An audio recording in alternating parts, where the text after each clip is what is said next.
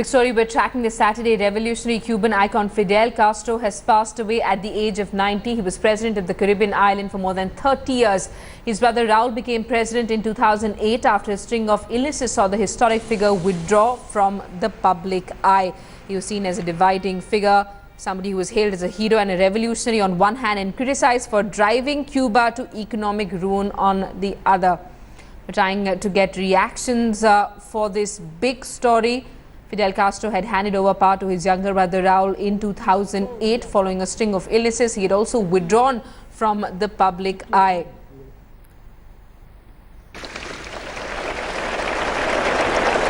His supporters praised him as a man who had given Cuba back to the people, but his opponents accused him of brutally suppressing opposition.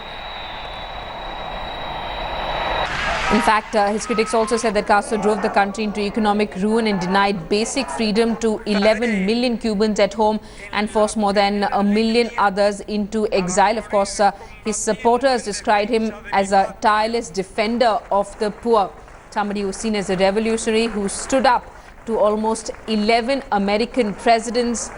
He was seen as an icon of communism. We have Mr. D. Raja, who's with us on the phone line. Mr. D. Raja, tragic news coming in this morning. Fidel Castro has passed away at the age of 90.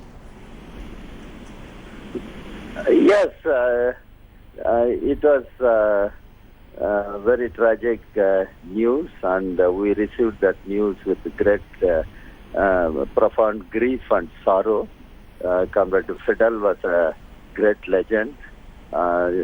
He led the Cuban Revolution along with Comrade Che Guevara, and they overthrew the Batista dictatorial regime, and they established the first socialist country in the Western Hemisphere of the world. And he continued to be a great source of inspiration and enlightenment for all revolutionary movements across the world. He was great friend of Indian communists. And that's the announcement that's being made on the Cuban state television. Fidel Castro has passed away at the age of 90. Really an end of an era. We have D. Raja, who's with us on the phone line, also with us Rajdeep Sardesai. Rajdeep, to you now, really an end of an era. As you described, Fidel Castro was seen someone who stood up to almost 11 American presidents. He'd also put Cuba on the world map. He was controversial, but he was charismatic. He became a figure of the fight against U.S. imperialism, which appeared to almost enthuse millions of people across the world in the 1960s, in particular the era of the Cold War and the war in Vietnam. And Castro in that period became some kind of a voice of protest and captured the imagination of people, particularly in the communist world. He became an iconic figure from there for them. But then after the collapse of the Berlin Wall in the late 1980s, there was a sense that Castro and Cuba were a step behind the world. The isolationism, which was seen as a badge of pride in the 1960s, by the 1990s almost had become a symbol of Cuba's refusal to change, and almost seemed to and left Cuba well behind the world. Suddenly you found stories coming out of Cuba of oppression, of torture, of authoritarianism, and somewhere that Castro legend, which had been built in the 1960s, appeared to fray along the edges. So once that the internationalism that he spoke about in the 60s wore away, somewhere Castro appeared to lose his magic. And I think he dies almost a tragic, forlorn figure, a sort of relic of a previous era where communism was alive and was seen as the space to be in. But today, when it appears that communism is on the decline in large parts of the world, Mr. Castro no longer evokes that same sense of romanticism that perhaps he once did. It's more nostalgia now that when we think of Castro. But let's not forget that he was an important, influential voice and figure in the times that he lived in. And he certainly became, as I said, a symbol of the voice of protest and of Cuban nationalism, which stood up to America, which is, of course, just 130 kilometers away from Cuba. Absolutely. And, Rajdeep, after he handed over power to his brother in 2008, he'd also almost withdrawn from the public eye. Very seldom did we see any public appearances from Castro.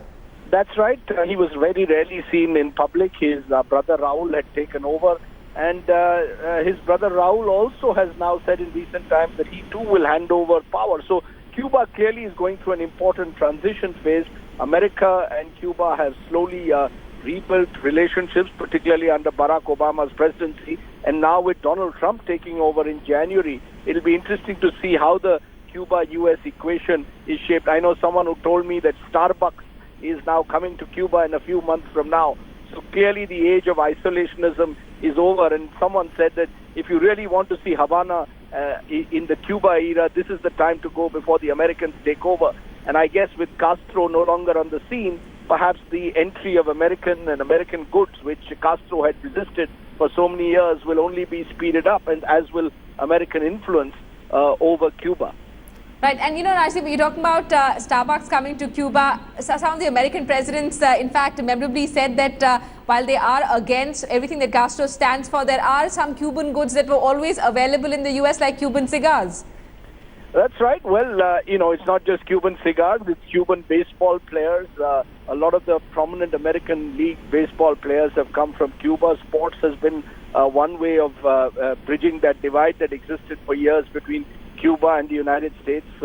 Of course, as you spoke about cigars and the various Havanan rums that you have. But look, at the end of the day, Castro represented that belief which others in Latin America, most notably Hugo Chavez in recent times of Venezuela, have perpetuated, that America is responsible for all the world's problems. He tried to convince his people that the only way forward to build a sense of Cuban nationalism was to stand up to America, not to allow America to dominate the mind space or the ideological space when it came to countries like Cuba. So he stood for a particular kind of ideology. Now, you could disagree with that. You could believe that that ideology only led Cuba down the path of misery. Others would say that he strengthened the Cuban healthcare system, for example.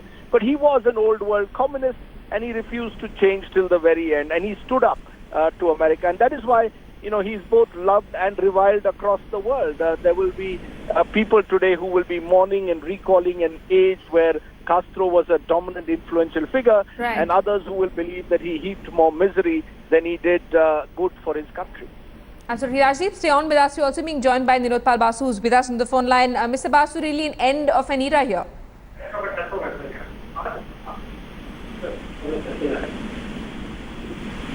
Mr. Basu, can you hear me? Yeah. Mr. Basu, we're saying that this is actually the end of an era. You can say that because he was the last surviving leader of a revolution which was successful. And in that sense, yes. But I think the legacy carries on. And he had actually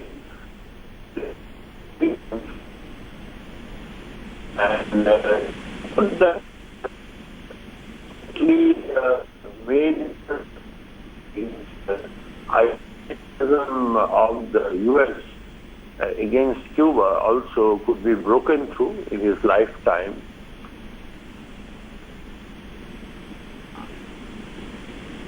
All right, I'm afraid we're facing some trouble on that line with Mr. Basu. We'll try and reconnect with him. We still have Rajdeep Sardesai, who's with us on the phone line.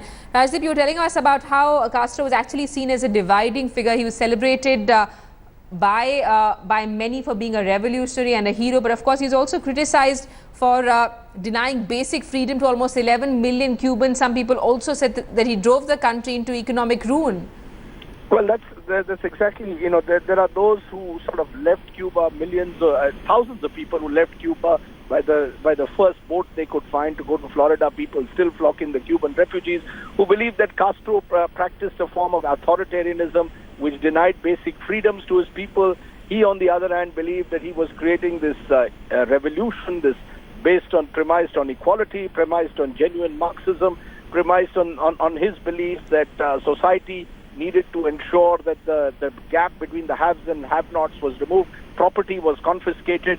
Cuba was impoverished in those years. However, there will be those who believe that at least Cuba, who would argue in his favor that Cuba offered a sense of human dignity that perhaps other Latin American republics, which were under the American umbrella, were not able to offer it. He was a polarizing figure. It depended. He was an ideologue. He was seen, therefore, as a successful revolutionary for a while.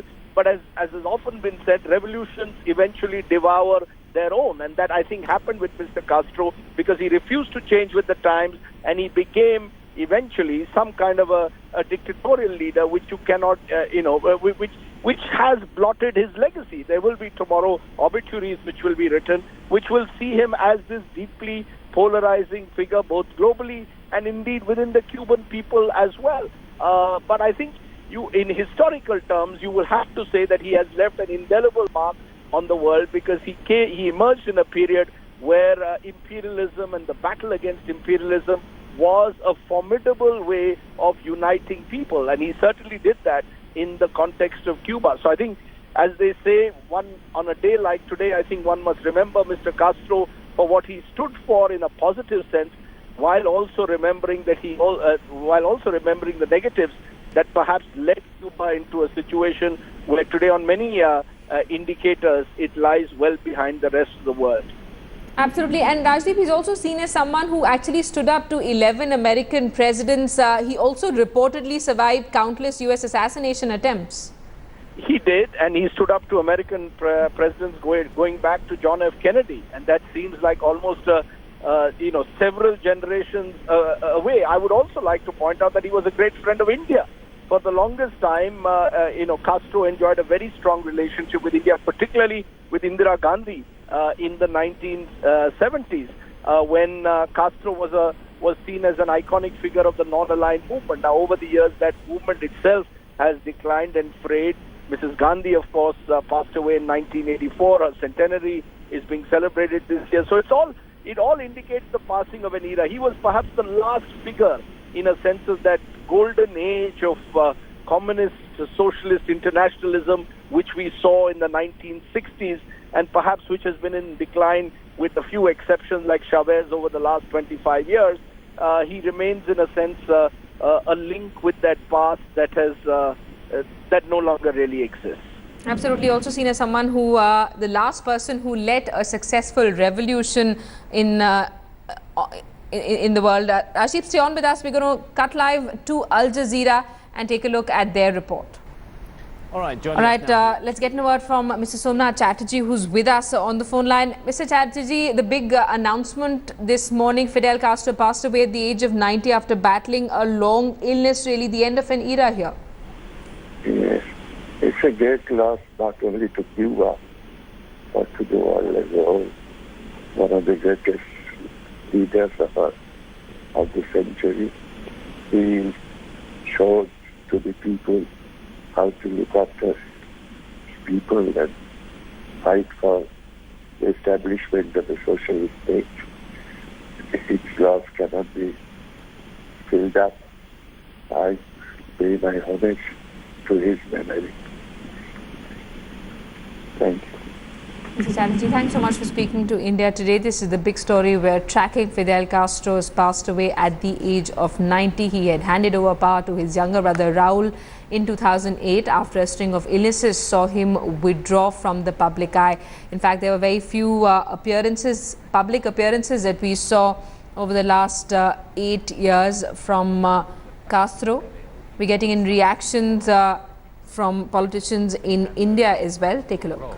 And so that transition happened. He was there, but he wasn't. And symbol of new life in Latin America. To the whole world, he only held the message of a new society where human rights and human life will be protected. I pay my respectful homage to the great revolutionary of Comrade Fidel Castro.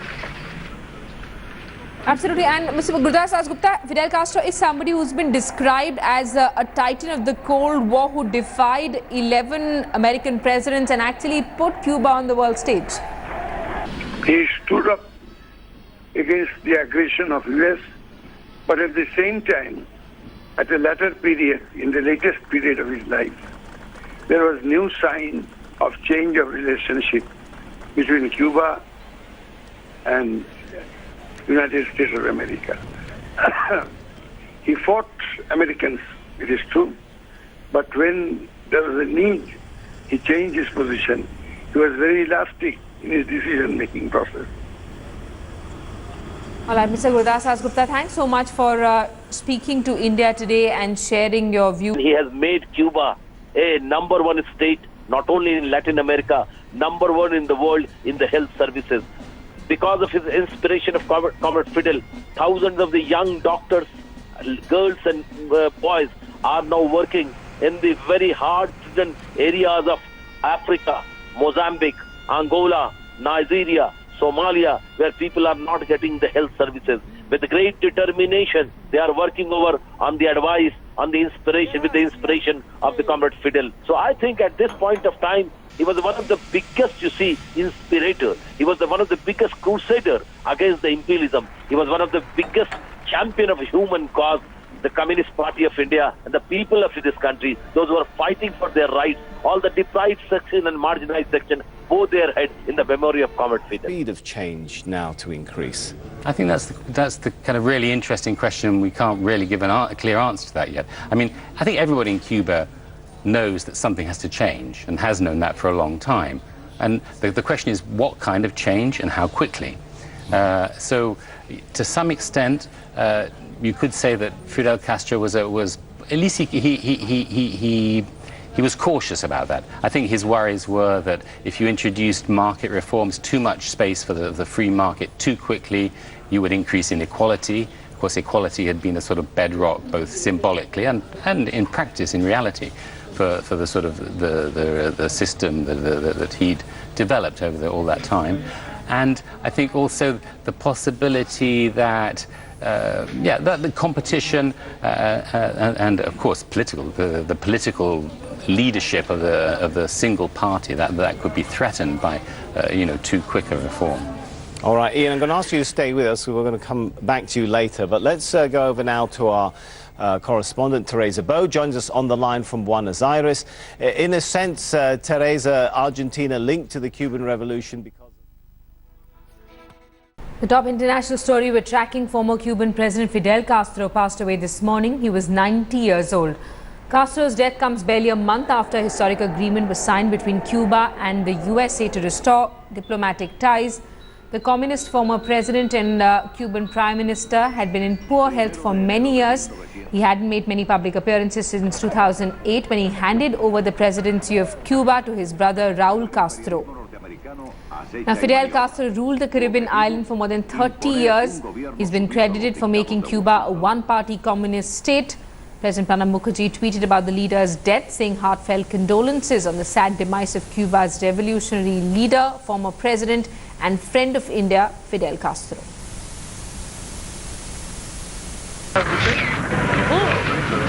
We are joined by veteran leader of the CPM, Prakash Karat. Will take his reactions. Fidel Castro, a revolutionary leader who actually boosted the communist ideology and also gave a big message to the third world. Well, Fidel Castro was one of the greatest revolutionary figures of the 20th century. After the Cuban Revolution 1959, for the rest of the second half of the 20th century, Fidel Castro symbolized revolution for all generations of youth all over the country.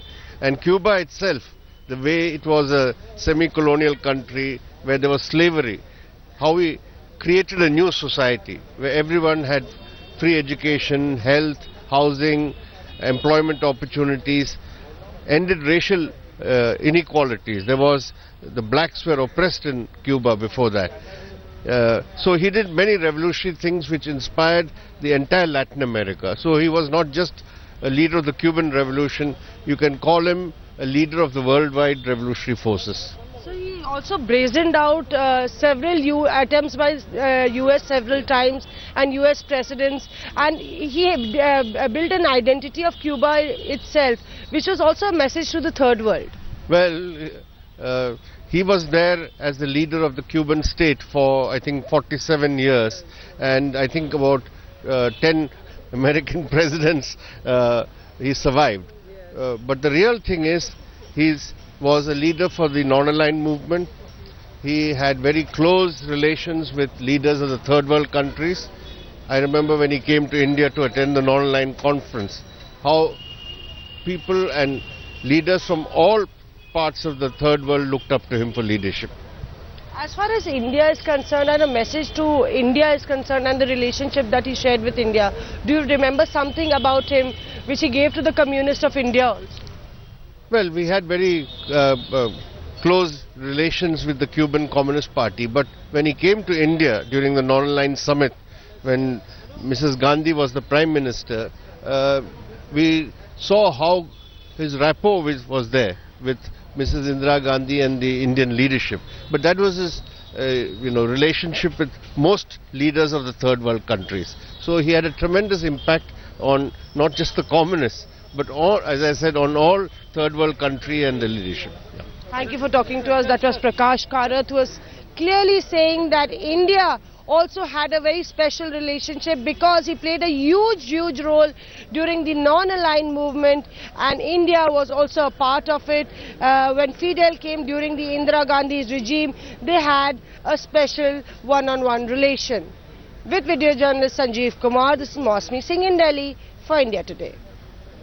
He steered Cuba from being a very backward country into what it is today. It has got the world's highest levels of literacy, development in medical sciences, where even the US sends doctors for training there. I mean, he remained and remains a big revolutionary source of inspiration. It's a great loss not only to Cuba, but to the world as a whole. One of the greatest leaders of the century. He showed to the people how to look after people and fight for the establishment of the socialist state. Its loss cannot be filled up. I pay my homage to his memory.